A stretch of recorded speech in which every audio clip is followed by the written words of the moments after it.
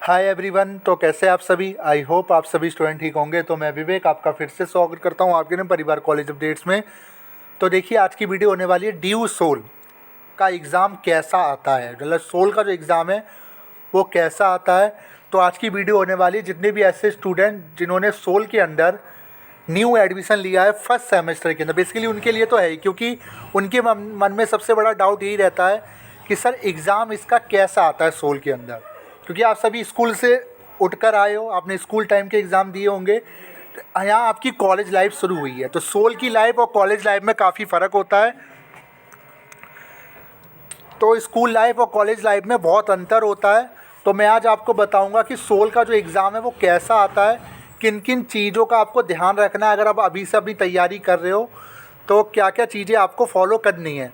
तो video start करने से पहले अगर आप हमारे चैनल पर पहली बार आए तो चैनल को सब्सक्राइब कर ले और हमारे टेलीग्राम चैनल भी जरूर ज्वाइन कर ले, लिंक मैं डिस्क्रिप्शन बॉक्स में आपको दे चुका हूँ। तो स्टार्ट करते हैं वीडियो। पहली चीज़ आप सभी को मैं एक चीज़ क्लियर करना चाहता हूँ कि दिल्ली विश्वविद्यालय, चाहे मैं बात करूँ रेगुलर की, चाहे मैं बात करूँ सोल की, चाहे मैं बात करूँ एनसीबीएफ की, तो रेगुलर और सोल का जो एग्ज़ाम पैटर्न है वो ऑलमोस्ट सेम होता है। सेम कोर्स है, सेम पैटर्न है, सेम सिलेबस है। इस चीज़ को आप नोट कर लो। यानी जो रेगुलर का जैसा पेपर आएगा उसी टाइप का पेपर आपका सोल में आएगा। बट ये नहीं है कि रेगुलर का जो सेम क्वेश्चन है वही आपके पूछेंगे, नहीं, पैटर्न सेम ही रहता है। ठीक है, तो इस चीज़ को आप नोट कर लेना। दूसरी चीज़, एग्ज़ाम कैसा आता है तो मैं आपसे को बताना चाहूँगा। अब देखिए, जब स्कूल में थे तो स्कूल में जैसे आप मान लीजिए जैसे 2 नंबर का क्वेश्चन या 5 नंबर का क्वेश्चन आपसे पूछते थे या 10 नंबर का पूछते थे, तो उसमें आप कितने पेजेस लिखते थे? ज़्यादा 2 पेजेस, 1 पेजेस से 1.5 पेज तो लिखते थे। और 2 नंबर के लिए आप जैसे 3 से 4 लाइन, 5-5, 6-6 लाइन आप लिखते थे। बट कॉलेज में ऐसा होता है, अगर मैं सोल की बात करूँ तो सोल के अंदर जो मार्किंग होती है वो काफ़ी कम होती है। कम मतलब ऐसी होती है कि यहाँ मार्किंग जो डिपेंड करती है आपके बट्स पर डिपेंड करती है। मतलब कि ओवरऑल अगर मैं बात करूँ ओवरऑल की, जैसे आपका जैसे क्वेश्चन, जैसे मान लीजिए 20 नंबर का आपसे क्वेश्चन पूछा गया थ्योरी के अंदर, जिसमें आपको किसी की डेफिनेशन देनी है, किसी की परिभाषा लिखनी है या उसके बारे में बताना है। तो उस कंडीशन में उसमें जो आप पेजेस लिखोगे, अगर बर्ड्स की बात करूँ तो टोटल 400 से 600 बर्ड, 500 बर्ड, 600 बहुत ज़्यादा हो गए, 400 से 500 बर्ड, यानी कि 4 से 5 पेज पे आपको आंसर देने होंगे। अब कैसे पेजेस होते रहते हैं अब मैं आपको बता दूं। सीट जो आपकी आएगी वो टोटल 20 से 26 सीट की आपकी टोटल जो आंसर सीट होती है, 20 से 25 पेज की आपकी आंसर सीट होती है। एक आगे पीछे को मिला के 2 पेज, एक सीट में आगे पीछे को मिला के 2 पेज, यानी दो सीट में 4 पेज होते हैं। ठीक है, तो ऐसे आपको जो आंसर लिखने हैं मैक्सिमम 4 पेज में तो लिख के आने ही है, अगर 20 नंबर का अगर आपसे वो क्वेश्चन पूछता है। ठीक है, अब लिखने की आदत आपको डालनी होगी। अगर आप स्लो लिखते हो तो मैं आपसे यही कहूँगा, कॉलेज में आप आ गए हो, सोल में आप आ गए हो, जब तक लिखोगे नहीं मार्किंग मिलना पॉसिबल नहीं है, पासिंग भी आप क्रॉस नहीं कर पाओगे। ठीक है, अगर आप एक एक पेज लिख कर आए तो समझ लेना आपकी बैक आना कन्फर्म है। ठीक है, तो पासिंग क्राइटेरिया को लेकर अभी तक अपडेट कुछ आया नहीं, क्योंकि अभी तक एग्ज़ाम नहीं हुए, वो मैं आने वाले टाइम पे आपको बताऊंगा। बट पासिंग क्राइटेरिया आपका 40% ही रहने वाला है। बट इस बार पेपर देखना पड़ेगा कि 100 नंबर का आएगा, 75 का आएगा, क्योंकि न्यू एजुकेशन पॉलिसी आपके में लागू हुई है। ठीक है, तो बट मैं आपको जो चीज़ समझा रहा हूँ वो मैं आपको बताना चाहता हूँ। अगर मैं क्वेश्चन की बात करूँ तो टोटल 10 क्वेश्चन, 8 से 10 क्वेश्चन आपसे पूछेगा, उसमें से 4 से 5 क्वेश्चन आपको करने होंगे, जो कि आपके क्वेश्चन पेपर पर मेंशन आपको मिलेंगे जब भी एग्ज़ाम आपका होगा। ठीक है, तो फर्स्ट सेमेस्टर का जो एग्ज़ाम आपका आएगा टोटल उसमें 8 से 10 क्वेश्चन मिलेंगे, तो उसमें 4 से 5 क्वेश्चन आपको करने होते हैं।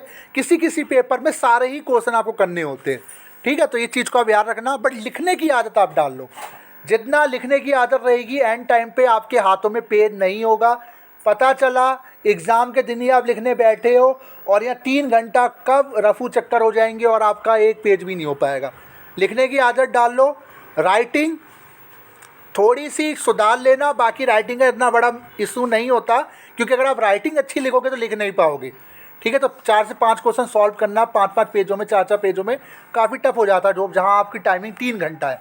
ठीक है, तो 3 घंटे का आपका पेपर होगा, 3 घंटे आपको मिलेंगे इसमें, और 4 से 5 सीट में आपको पेपर अपना करना होगा। आंसर एक आंसर का आपका 4 से 5 पेज आपको देना होगा, 4 तो देना ही होगा आपको। ठीक है, अब देखिए, एक चीज़ मैं आपको बताना चाहूँगा, अगर मैं एग्ज़ाम की बात करूँ तो एग्ज़ाम इसका एवरेज आता है, ऐसा नहीं है हार्ड आता है। कई स्टूडेंट मैंने देखे वो कहते हैं कि सर एग्ज़ाम काफ़ी हार्ड आया था। तो देखिए, इसका सिंपल फंडा है, अगर आपने बुक पढ़ रखी होगी, अब आप अगर आप स्टडी करके गए हो, अगर आपने पहले से सब कुछ जान के गए हो, सब पहले से आपने पूरी तैयारी करके गए हो, तो आप जैसे ही आपके हाथ में क्वेश्चन पेपर आएगा, आप क्वेश्चन पेपर पहले टिक लगा लोगे, ये मुझे आता है, ये मुझे आता है, ये भी आता है, ये भी आता है, तो उन्हें टिक लगा के आप उन्हीं को सॉल्व पहले करोगे।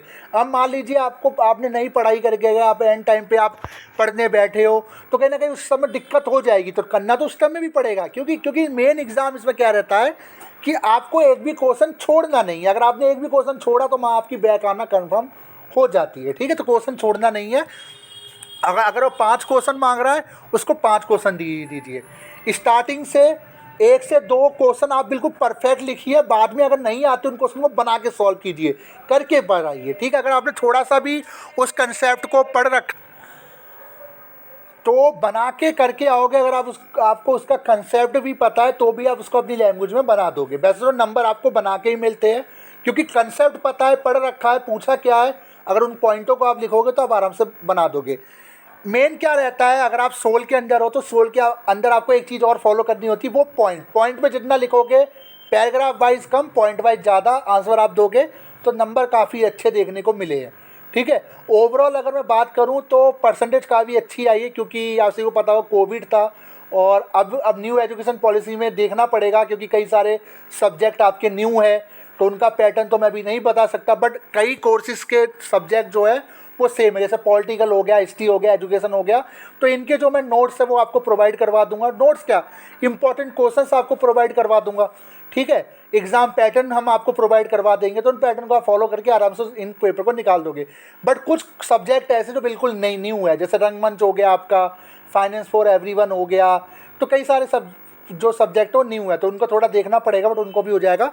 मैं आपसे यही कहूँगा, जितना अभी आपके पास मटेरियल उपलब्ध है तब तक उन्हीं से आप पढ़िए, बाकी जब बुक्स मिल जाएगी तब आप बुक से ही पढ़ सकते हो। बट मैं यही कहूँगा, सोल के लिए थोड़ा लिखने की आदत आप डाल लेना, क्योंकि लिखना बहुत पड़ता है इसमें।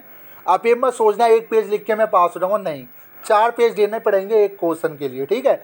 और बाकी अगर मैं बात करूँ, 3 घंटे के अंदर लिखना सीख लीजिए कि 20 से 25 पेजेस कैसे लिखे जाते हैं आगे पीछे मिला के, प्रैक्टिस करना सीख लीजिए, क्योंकि प्रैक्टिस होगी तो ही एग्ज़ाम में आप प्रिपेयर कर पाओगे। पता चला आप 4-5 पेज में ही 3 घंटा ख़त्म, और मास टीचर आए, टीचर ने आपसे आंसर शीट सी नहीं, चलो बेटा हो गया एग्ज़ाम। अब आप कहोगे नहीं सर मेरा अभी तो हुआ नहीं है, वो आप कर लेना, मतलब आप फेल हो जाओगे, ठीक है। तो इसलिए मैं आपको बता रहा हूँ, लिखने की प्रैक्टिस आप इसमें कर लेना। और बाकी एग्ज़ाम की अगर मैं बात करूँ, एग्ज़ाम इतना हार्ड नहीं आता है, जैसा आप पढ़ के जाओगे उसी टाइप का आपका एग्ज़ाम मिलेगा। बट हाँ, इसमें कई चीज़ें बदल जाएगी, इसमें लैंग्वेज का फ़र्क पड़ेगा, क्योंकि स्कूल लेवल की जो लैंग्वेज है वो अलग है। बट एक चीज़ मैं आपको बताना चाहूँगा, अगर जैसे मान लीजिए आप आर्ट साइड से बिलोंग करते हो, तो जो पेपर आपका बनेगा, जैसे आपने पॉलिटिकल ले रखा है, तो पॉलिटिकल आपने बेसिक पढ़ा होगा है, पॉलिटिकल का, पॉलिटिकल है क्या, राजनीति क्या है, तो इसमें आपको कुछ नया नहीं पढ़ना, बट थोड़ा इसमें डिटेल में जानना है। पहले आपने पढ़ा कि राजनीति क्या है, उसकी परिभाषा आपको लिखनी है, बट इसमें आपको थोड़ा डिटेल में जानना पड़ेगा। डिटेल में कैसे, मान लीजिए किस थिंकर ने क्या बोला, ऐसा मैं हिस्ट्री की बात करूँ तो हिस्ट्री में भी डिटेल में आपको पढ़ना होगा, तो डिटेल में पढ़ना होता है। कॉलेज में डिटेल ही मेन चीज़ होती है, उसकी प्रकृति, उसका महत्व, उसकी विशेषता। स्कूल में ऐसा नहीं होता, स्कूल में तो पॉइंट वाइज ज़्यादा होते हैं, ठीक है। तो इस चीज़ को आपको देखना होगा। और बाकी मैं आपसे ये कहूँगा, जितना रट्टे से अच्छा, जितना आप अपने शब्दों में सॉल्व करोगे, उतना एग्जामिनर आपसे हैप्पी रहेगा, और बाकी आपको नंबर काफ़ी अच्छा स्कोर करेगा। और कई स्टूडेंट के सवाल थे सर एग्ज़ाम कैसा आता है, तो मैं यही कहूँगा, एग्ज़ाम एवरेज आता है सोल के अंदर। अगर आप थोड़ा सा भी स्टडी, मतलब मान लीजिए अगर आप 60 से 70% भी अगर स्टडी कर ले, तो ये तो नहीं है कि 100 की 100 कर लोगे। जैसे मान लीजिए कई ऐसे स्टूडेंट हो जॉब वगैरह करते हैं, थोड़ा सा भी अगर आप पढ़ लोगे एग्ज़ाम से 10-15 दिन पहले भी, अगर आप अपना कंप्लीट कर लोगे मेन चैप्टर जो भी है, तो आप आराम से इसका एग्ज़ाम जो वो निकाल दोगे, ठीक है। तो बाकी बैक वगैरह तो आने का सिलसिला तो हर कॉलेज में चलता ही रहता है, अगर नहीं आएगा तो कॉलेज कैसे चलेगा, ठीक है। तो बाकी ये थी आज की वीडियो। बाकी मैं ऐसी टाइम पे आपको गाइड करता रहूँगा कि एग्ज़ाम के रिलेटेड जो भी अपडेट रहेगी आपको देता रहूँगा। फिलहाल ये थी आज की वीडियो। ज़रूर बताइएगा वीडियो कैसी लगी, वीडियो को लाइक कर दे, चैनल को सब्सक्राइब कर दे। बाकी जो पेपर होता है इसका ऑफलाइन होता है, ठीक है। ऑनलाइन आपका कोविड के टाइम पे हुआ था, फिलहाल तो कोविड नहीं है उस टाइप का, ठीक है। तो ये मत सोचना कोई भी कि एग्ज़ाम पोस्टपोन्ड हो जाएंगे, ऑनलाइन हो जाएंगे, एग्ज़ाम आपके तय समय पे होंगे। और अगर बाद में कुछ अपडेट होता है तो मैं उसको लेकर ज़रूर आपको अपडेट करूँगा। Thank you.